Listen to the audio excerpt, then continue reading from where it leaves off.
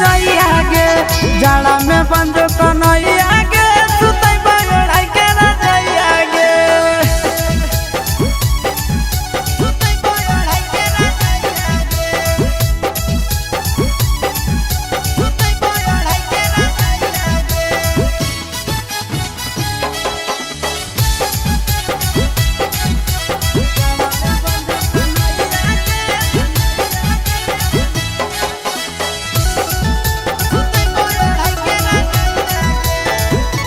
जाड़म बिछाई के पलंग पर तो सकता किया गे छतिया से साटाई के छतिया सुतबै दुलियो रतिया गे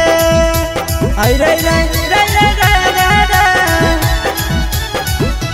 जाड़म बिछाई के पलंग पर तो सकता किया गे छतिया से साटाई के छतिया सुतबै दुलियो रतिया गे आगे मोइया के अपन तो बनाई दे मोर सासुया गे मोइया के अपन तो बनाई दे मोर सासुया गे जाड़ा में बंजो कन्हैया गे सुतई बगड़ाई के रजैया गे जाड़ा में बंजो कन्हैया गे सुतई बगड़ाई के रजैया गे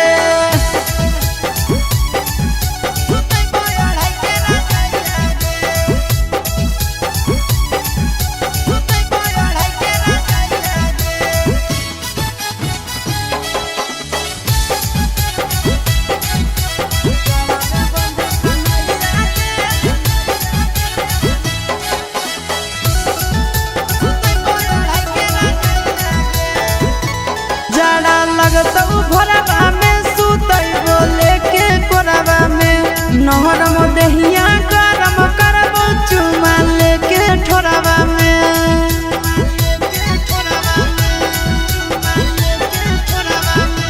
जाड़ा लगतौ भोरवा में सुता बोले के कोरवा में नहर में दहिया गरम करबो चुमा लेके ठोरवा में आशीष नंदन चिंटू दे तो गर्मी के दबैया गे आशीष चिंटू नंदन दे तो गर्मी के दबैया गे जाड़ा में बंजो कन्हैया गे सुतई बगड़ाई के रजैया गे जाड़ा में बंजो कन्हैया गे सुतई बगड़ाई के रजैया गे सोनामा परा सोनामा कबल करमी सैया सैया गे जाड़ा में बंजो कन्हैया गे सुतई बगड़ाई के रजैया गे जाड़ा में बंजो